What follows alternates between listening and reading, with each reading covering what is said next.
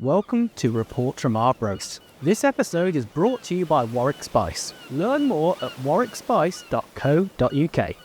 Hello and welcome to Reports from Arbroath. Today we are considering the subject of coaching in cricket. What makes a good coach? How many coaches does a team need? What does a coach do? How do you build and sustain success on the cricket field? I'm delighted to say that with me to answer those questions is a man with plenty of credentials to do so. As assistant coach of Surrey, Jim Troughton has helped bring 3 successive championship titles to the Oval in the last 3 years.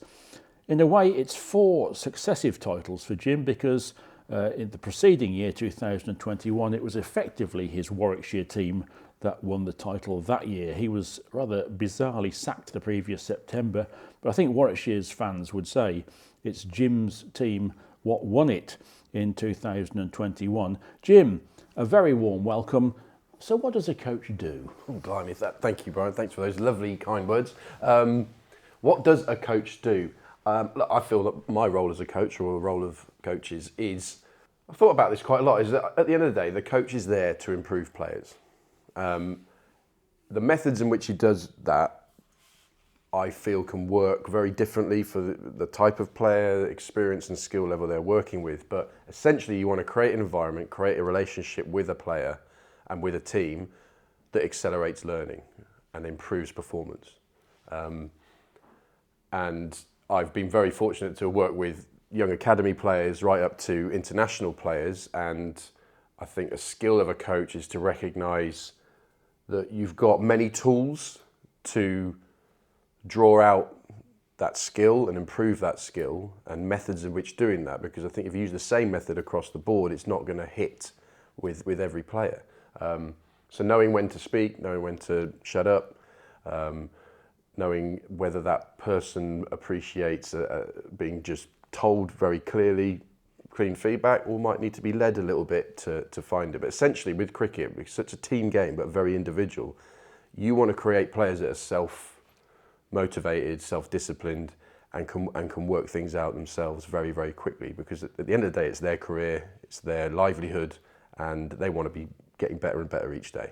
So it sounds like obviously the objective is to make each individual a better cricketer.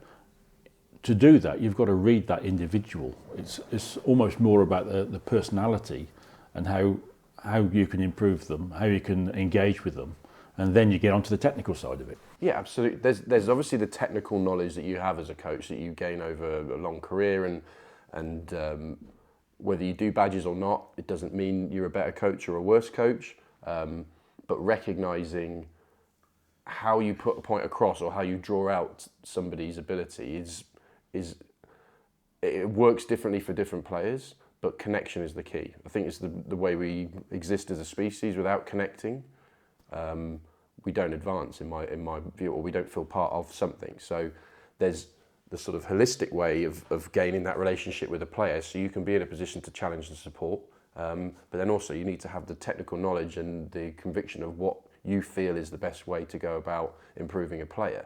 And being open-minded as well, that you're constantly going to learn from your players and from your coaches around you, because it's not a one-size-fits-all. You know, I remember doing my level 4, Gordon Lord was the sort of head coach of the education department of the ECB, and he used a good quote that we always thought was relevant to coaching was, if your only tool in your belt is a hammer, you'll treat every situation as a nail. And that for me sort of really does sort of ring true, because I've worked with young players that I use certain methods and certain ways to coach, and it could be, you know, very direct and almost a little bit of tell, because they don't know what they don't know. But then there's times when you step back and you let them figure things out for yourself. And then I've worked with high-end international players where I'm just there to throw to them and shut up, and they just need half an hour of my time and my arm for them, who know exactly what they're doing, to get themselves ready for the next game.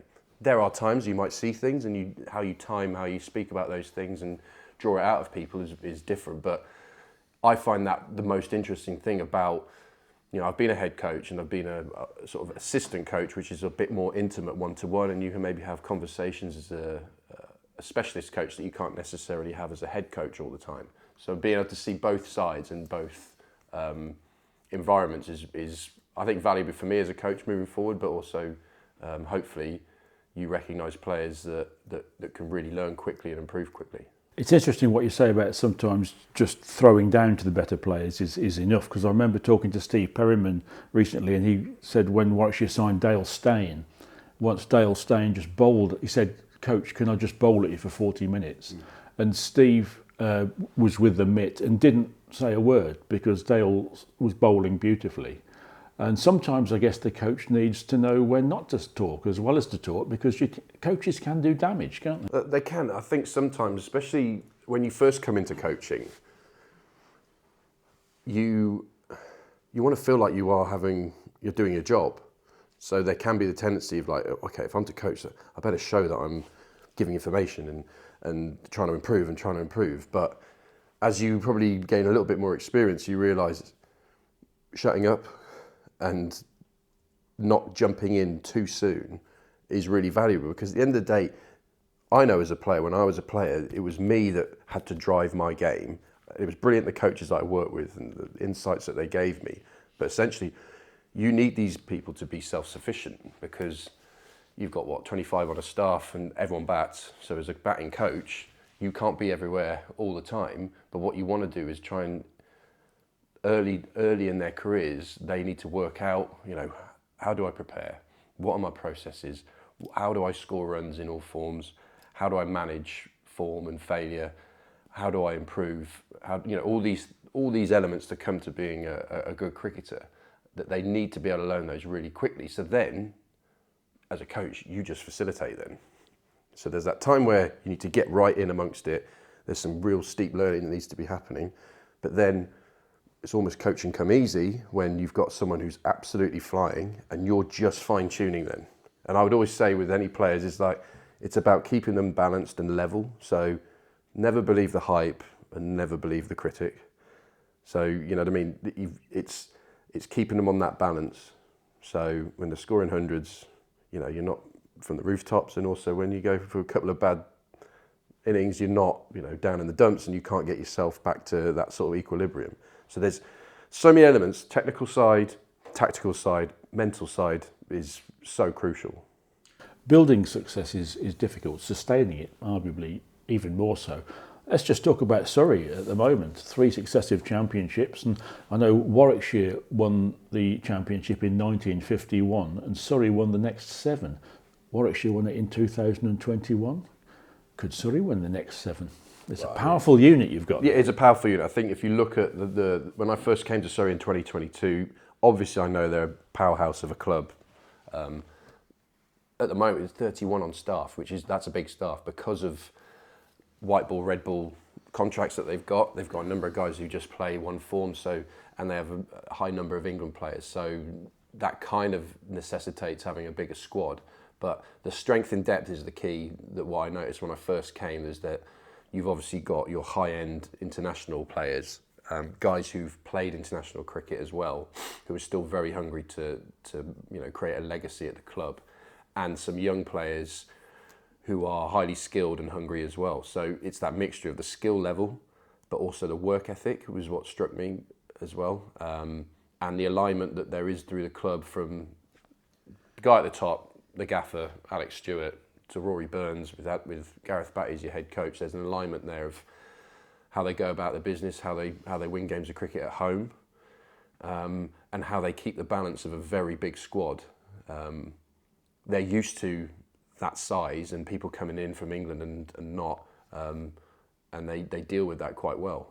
Everyone understands that Surrey and England and franchise cricket is all in that melting pot, and that dressing room can be like a very busy place, but they really deal with that very, very well. And when you talk about sustaining success, that's the thing, is it's not a destination. It's not, oh, we've won, we've completed the task. It's actually you've got to go again.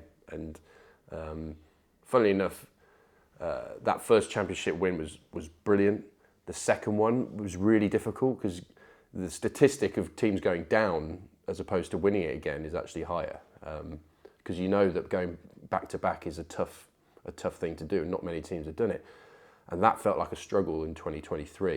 And we probably didn't play our best cricket as a group. Individual performances wise we did, but as a group it was a lot tougher. And then to do 3 on the bounce was as well as we've played in those 3 years in terms of the group coming together and putting in performances. So really pleasing to do that, and to do 3 on the bounce, which hasn't been done since the 50s, since the Yorkshire team led by Brian Close. And from what I'm seeing and the chats I had at the end of that season, it's very much forward facing now to, right, 4 and 4 is a possibility here. If we continue to work, we don't lose players to injury and too many England call-ups, because that's always going to be the thing that affects the squad. Continue to sign high value overseas players. And now my role is really focusing on a group of batters now who are knocking on the door. We need to try and accelerate their learning and skills so there's not a gap between the senior and the junior players, because down the line, things change. Sport is cyclical. Ask Man City.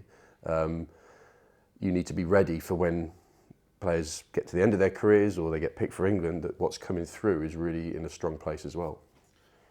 Sport is cyclical, as you say, and I guess an element of it now, you touched on it there, is you've won 3 on the trot. That's already a historic achievement, isn't it? It must be quite tempting now to say, come on, let's see how far we can take this. Yeah, it is. It's the guys, because at the beginning of the previous season, Alex Stewart said that he was leaving, he was retiring at the end of the year. So there was very much this drive to, right, we've absolutely got to win this 3rd one for the gaffer. And he's now staying on in a capacity now, so he's not gone, but there was a focus there. But it is the hunger. And I said this when I first came to Surrey. I played against a Surrey team in the sort of post-Hollyoake era where they dominated, sort of 99, 2000, 2001, 2002, around that era when they won 2 or 3 Champos. And from the outside, Surrey was a big club. They had the finances to go and buy in players.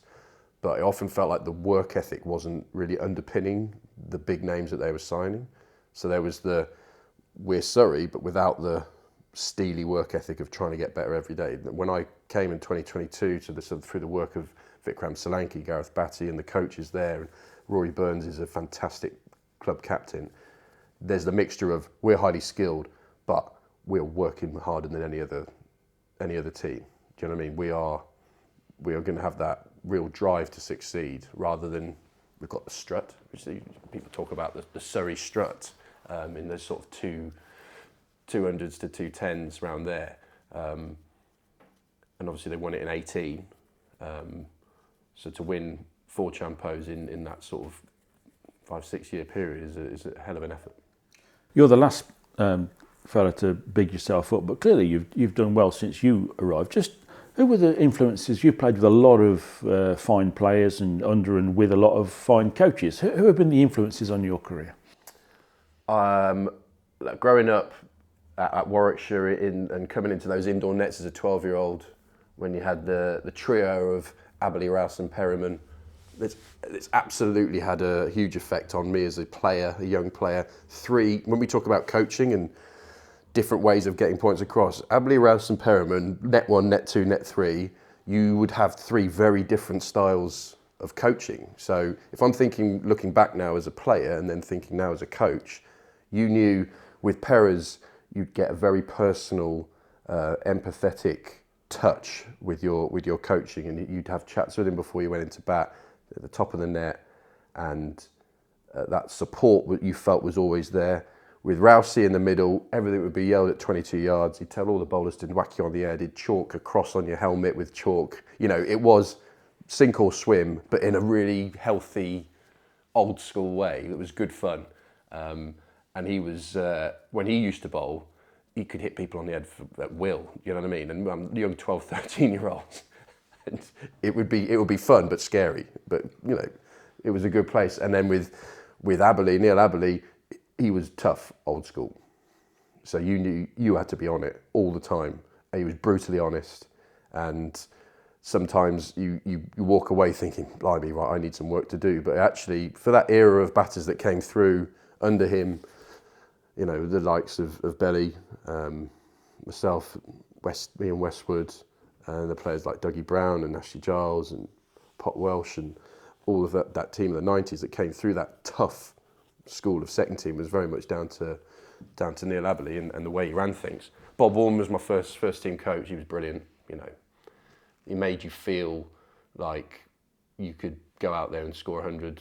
The way he talked about the game, the way he talked about life, he was a joy to be around, and I really enjoyed him as someone to speak to on a cricket and just worldly friendly. He just always thought about the game in different ways. He was very innovative. John Inverarity is a batting guru, and the way he went about things, he was a really good influence on my cricket as well, in a similar way to Bob. And there's just, so that you think early days, they kind of shape how you are as a player, and then you look back and there's been some good coaches, there's been some average coaches, and you get just as much from both. And then playing with some brilliant players, seeing how they go about their business, you know, arguably two of the greatest Warwickshire batters of the modern era of Troughton Bell, you know, and the likes of Rokesy coming in as a young lad and as an all-rounder. And what's really exciting now is seeing these young players playing for England now, Mousley and Bethel, and it's been really enjoyable. And Sam Hain, seeing the development of these players who were at the back end of my career, Haney, and as a captain, and then I remember starting my level 4, and my first thing in level 4 coaching certificate was to do an interview with a young player on camera, and that was a 14-year-old Dan Mousley, of which we probably talked about Aston Villa for half of the 20-minute interview. Can you fast forward, that was 2014, 15? Fast forward 11 years and seeing him going as he is now, it's really good to see. And then, of course, you got your first director of coaching gig at Edgbaston, and then went to Surrey. I mean, they're two nice offices to be working in, aren't they, Edgbaston and the Oval? Yeah, and I did a summer at Somerset as well, which was a real pleasure working with that. A team actually that I think punch above their weight in terms of the size of the club. You know, you put them in Surrey, they both had put themselves in positions to win trophies. Both very good catchment area for academies in terms of the private school links that they've got. And they do really well, and they're a well-run club.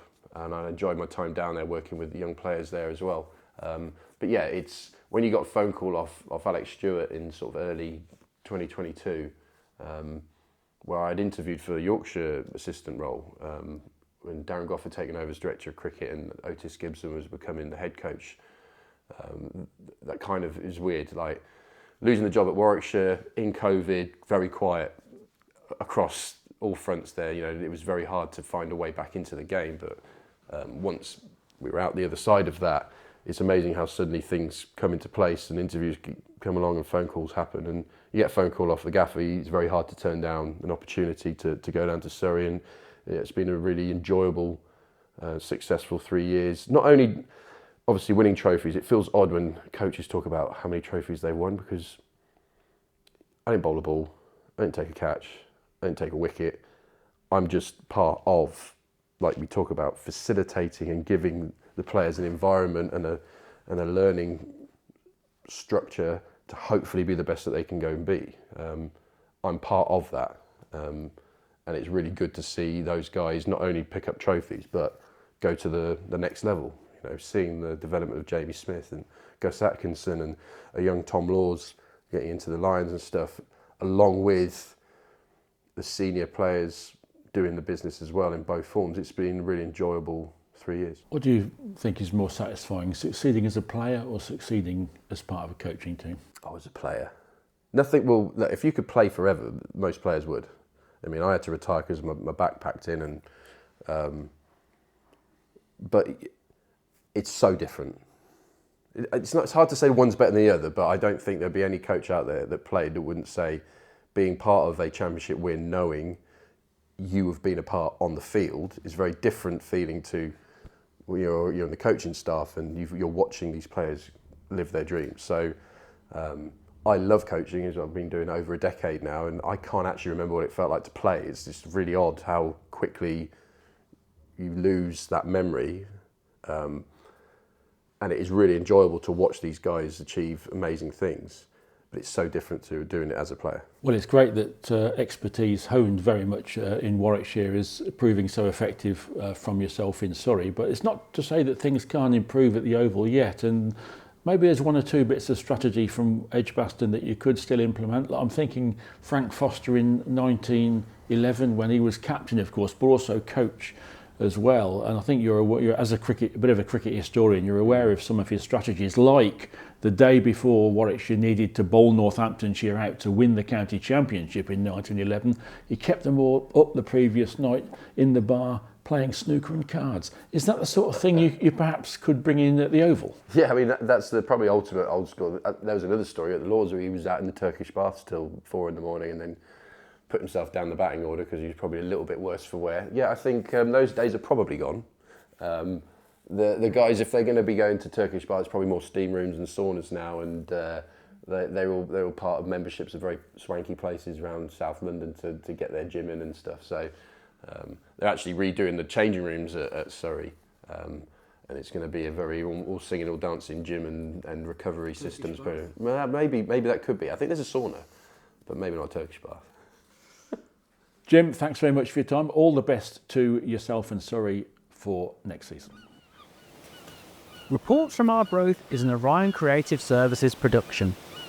To listen to more episodes, to read our blog, or to join our mailing list, please visit reportsfromarbroath.com.